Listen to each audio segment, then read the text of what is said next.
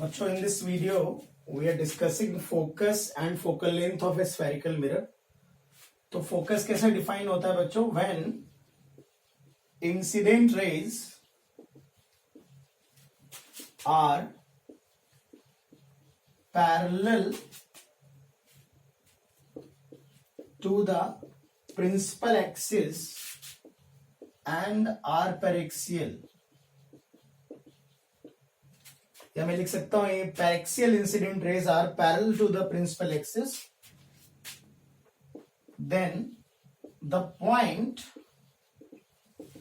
where they meet or appear to meet after reflection is called focus. This is a simple definition. When light rays are paraxial and parallel to the principal axis, then the point where they meet or appear to meet after reflection is called focus. तो बच्चों, जब light रे हमारी parallel हो, ठीक है, और paraxial हो, तो देखो मैं डायग्राम बना के दिखा देता हूं. सपोज ये हमारे पास एक कॉन्केव मिरर है और ये अगर हम पैरेक्सियल रेज डालते हैं which are parallel to the principal axis, तो जिस पॉइंट पे वो मिलती हैं that this point is called focus, and distance of focus from the pole is called focal length. इस डिस्टेंस को बच्चों फोकल लेंथ कहते हैं. ये हमारा कॉन्केव मिरर है, ठीक है ना. आप देखो इन लाइट रेज को, पैरेलल लाइट रेज अगर पड़ रही है तो ये कन्वर्ज करता है. इसकी टेंडेंसी लाइट रेज को कन्वर्ज करने की होती है, इसलिए बच्चों हम इसको कन्वर्जिंग मिरर भी बोलते हैं. ठीक है बेटा, कन्वर्जिंग मिरर भी बोलते हैं. और ये लाइट रेज को देखो रियल पॉइंट पे अगर पैरेलल रेज आ रही तो रियली में फोकस कर रहा है, तो ये भी कहा जाता है कि इसका जो फोकस होता है वो रियल फोकस होता है. अगर बेटा मैं एक कॉन्वेक्स मिरर के लिए फोकस आपको दिखाऊं यूजिंग रे डायग्राम, तो ये हम पैरेक्सियल रेज बना रहे हैं, ठीक है. ये पैरेक्सियल है, ये डिस्टेंस बहुत कम होनी चाहिए. डायग्राम में मैं थोड़ा सा ज्यादा दिखा रहा हूं डिस्टेंस को. तो इसका जब आप नॉर्मल बनाएंगे और इसका रिफ्लेक्शन कराएंगे तो कुछ इस तरह से होगा, ठीक है ना. ये सपोज ऐसे रिफ्लेक्शन हो रहा है और इसका रिफ्लेक्शन कुछ इस तरह से हो रहा है. तो ये जो रिफ्लेक्टेड रेज होंगी ये डाइवर्जिंग होगी. अगर यहाँ पे सेंटर ऑफ कर्वेचर होगा, अगर आप नॉर्मल ड्रॉ करेंगे तो नॉर्मल कुछ ऐसा आएगा, देन ये ऐसे रिफ्लेक्ट होगी. ठीक है, ऑब्वियस सी बात, अगर रिफ्लेक्शन हो रहा है तो रिफ्लेक्शन के रूल्स को फॉलो करते हुए होगा, लेकिन हम बार बार नहीं बनाते नॉर्मल और incident, angle of incidence, angle of reflection. तो बच्चों यहां पर ये पैरेलल रेज को डाइवर्ज कर देता है. इसको हम लोग डाइवर्जिंग मिरर भी कहते हैं. डाइवर्जिंग मिरर भी कहते हैं. कभी कभी लैंग्वेज में कन्वर्जिंग डाइवर्जिंग मिरर का प्रयोग होता है. तो ये पॉइंट है जहां पे लाइट रे हमारी मिल रही रिफ्लेक्शन के बाद, बट वर्चुअली मिल रही. तो this focus is virtual focus. ठीक है बच्चों, तो इसलिए आप लोगों ने डेफिनेशन में क्या लिखा था? When light rays are paraxial and parallel to the optical axis, then the point where they meet और अपीयर टू मीट, यहां पे मिल रही है, यहां अपीयर टू मीट है, after reflection is called focus. तो यहां पर ये जो डिस्टेंस है बच्चों, यहां से पोल से एफ तक की डिस्टेंस, ये हमारी फोकल लेंथ कहलाती है और इसे हम एफ से रिप्रेजेंट करते हैं. फोकल प्लेन क्या होता है बच्चों? फोकल प्लेन भी समझ लो.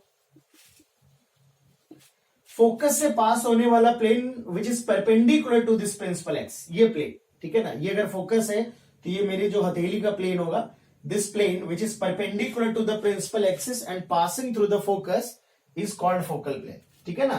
तो यहां पे जो फोकल प्लेन होगा वो ये वाला प्लेन होगा बच्चों. यहां पर ये जो फोकल प्लेन होगा वो ये वाला फोकल. यहां पर एक पॉइंट इंपॉर्टेंट है कि जब फोकस आप डिफाइन करते हो तो ये फॉर पैरेक्सियल रेज डिफाइन होता है. ठीक है ना, आपको बोलना नहीं पड़ेगा, इट इज अंडरस्टूड. ये पैरेक्सियल रेज के लिए ही डिफाइन होता है. मार्जिनल रेज जो होती हैं वो एक पॉइंट पे फोकस ही नहीं होती. पैरेक्सियल रेज जितनी भी होती हैं, ये जो भी पैरेक्सियल रेज होती है, ये सभी की सभी एक ही पॉइंट पे फोकस होती है. बट हम लोग देखेंगे कि मार्जिनल रेज अलग अलग पॉइंट पे फोकस होती हैं. ठीक है ना. इसलिए आप कह सकते हो कि जब मार्जिनल रेज एक पॉइंट पे फोकस ही नहीं होती है तो हम उस पॉइंट को फोकस नहीं कह सकते. तो फोकस का मतलब, जब भी मैं कहूंगा फोकस। तो इसमें आपको पूछने की जरूरत नहीं है, कुछ बच्चे पूछने लगते हैं सर मार्जिनल के लिए बात कर रहे हैं कि पेरिक्सल के लिए। फोकस शब्द का मतलब ही है कि पेरिक्सल रेज के लिए बात हो रही बेटा, ठीक है। तो आओ थोड़ा सा देख लेते हैं कि आखिर मार्जिनल रेज में का फोकस से क्या रिश्ता है, और आखिर मार्जिनल रेज जो है वो उनके लिए फोकस क्यों डिफाइन नहीं है बच्चों। तो मार्जिनल रेज का थोड़ा सा रिश्ता देख लेते हैं, मार्जिनल रेज एंड फोकस, है ना। बहुत सिंपल सिंपल बातें हैं ये बच्चों। हमने एक स्फेरिकल मिरर बना लिया। लेट ये एक मार्जिनल रे हमारी आ रही जिसका मार्जिन h है। This is the perpendicular distance, ठीक है, between the principal axis and marginal ray. ये जो पॉइंट है ये सपोज हमारा पॉइंट ए है, ठीक है। ये सेंटर ऑफ कर्वेचर है। यहां से मैं एक नॉर्मल ड्रॉ कर देता हूं।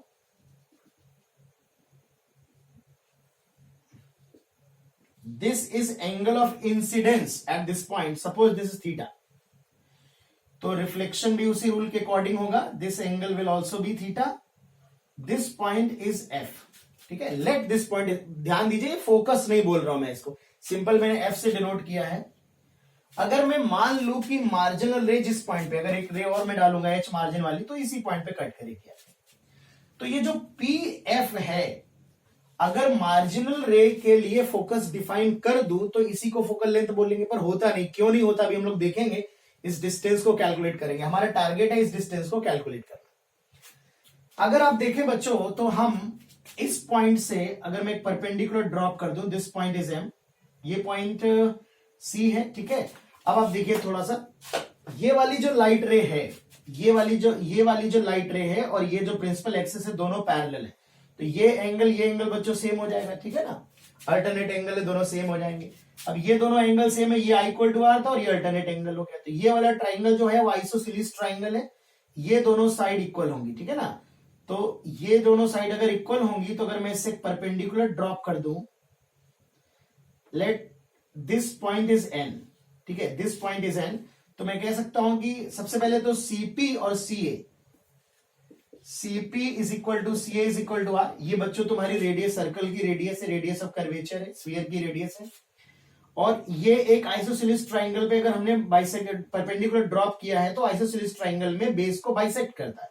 तो ये दोनों इक्वल हो जाएंगे बच्चों, यानी कि सी एन और एन ए जो होगा ये दोनों इक्वल होंगी, आधी आधी हो जाएंगी, आर बाई टू हो जाएंगी। ऑलराइट, हमारा टारगेट है सी एफ कैलकुलेट करना, ठीक है।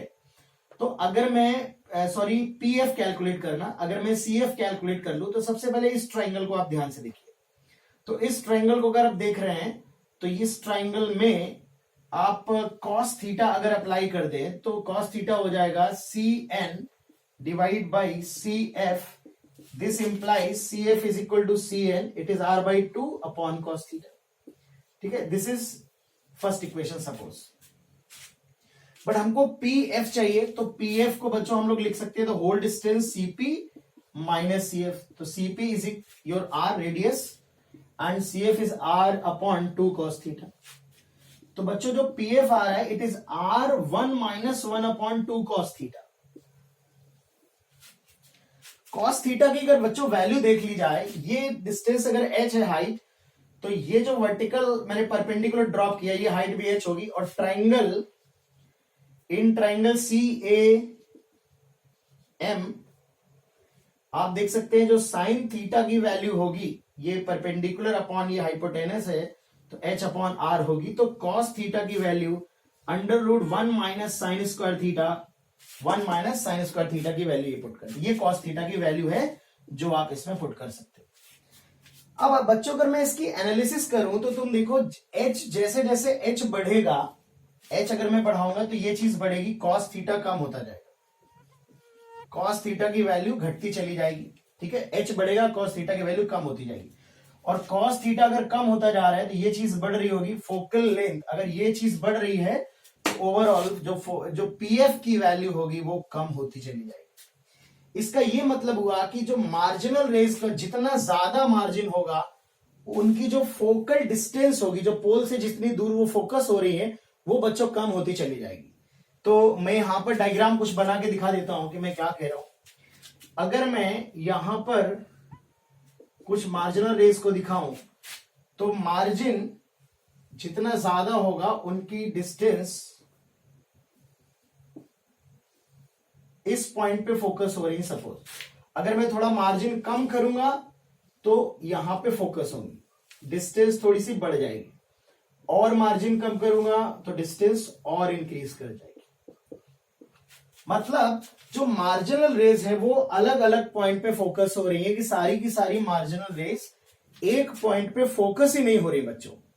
तो अगर सारी मार्जिनल रेज एक पॉइंट पे फोकस ही नहीं हो रही तो फोकस आप किसे कहोगे? फोकस कह ही नहीं सकते। फोकस का तो मतलब ही वही है ना कि जहां पर सारी रे फोकस हो रही। बहुत सारी लाइट रे जब एक पॉइंट पे मिलती हैं तभी हम कहते हैं कि लाइट रेज फोकस हो रही, ठीक है ना। बट यहां पर तो बच्चों मार्जिनल रेज अलग अलग पॉइंट पे मिलती हैं, तो इसको हम लोग स्फेरिकल एब्रेशन भी बोलते हैं, ठीक है, उसकी बात हम बाद में करेंगे। बट आप ये समझ रहे हो कि marginal rays do not focus at a single point, that's why focus is not defined for marginal raise.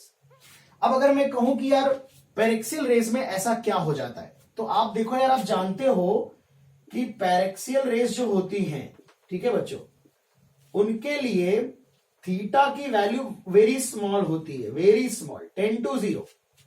Theta बहुत छोटा होता है, ठीक है। अगर मैं वेरी स्मॉल कह रहा हूं थीटा को, तो कॉस थीटा की वैल्यू वेरी क्लोज टू 1 होगी, है ना, cos 0 के आसपास होगा। और cos थीटा की वैल्यू पैरेक्सियल रेज के लिए बहुत, और वैसे भी आपको पता है h is very very less than r for paraxial rays, तो cos थीटा की वैल्यू वेरी क्लोज टू 1 होगी। तो यहां से जो pf की वैल्यू आएगी, it is r 1 - 1/2 and this is r/2। मतलब almost all the paraxial rays will meet at a single point at a distance r/2 from the pole। मतलब ज्यादातर जो पैरेक्सियल रेज होती हैं वो r/2 डिस्टेंस पे बच्चों मिलती हैं, फोकस होती हैं। इसीलिए हम लोग जो है फोकल लेंथ का जो फॉर्मूला होता है हमारा, वो फॉर्मूला होता है हमारा f = r/2। लेकिन ध्यान दीजिए, जब भी मैं कहूंगा फोकल लेंथ तो उसका मतलब यही होगा कि आपको r/2 अप्लाई करना है, f = r/2। और ये कोई बोलेगा नहीं कि पैरेक्सियल के लिए है कि मार्जिनल के लिए, कोई डिफाइन ही पैरेक्सियल के लिए होता है। ऑलराइट, एक छोटा सा क्वेश्चन कर लेते हैं। कई बार एक क्वेश्चन पूछा जाता है, थोड़ा सा कंफ्यूजन होता है कुछ बच्चों को।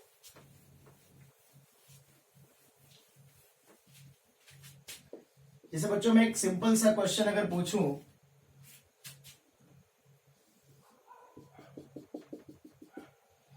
एक मान लेते हैं एक लाइट रे हमने डाली और and this distance is r/3, this h is r/3 and this light ray cut the principal axis at point f, this p। अगर मैं कहूं find out pf/f, where f is the focal length, तो यार कुछ बच्चे इसको देखते ही answer बोल देते हैं 1:1। क्यों?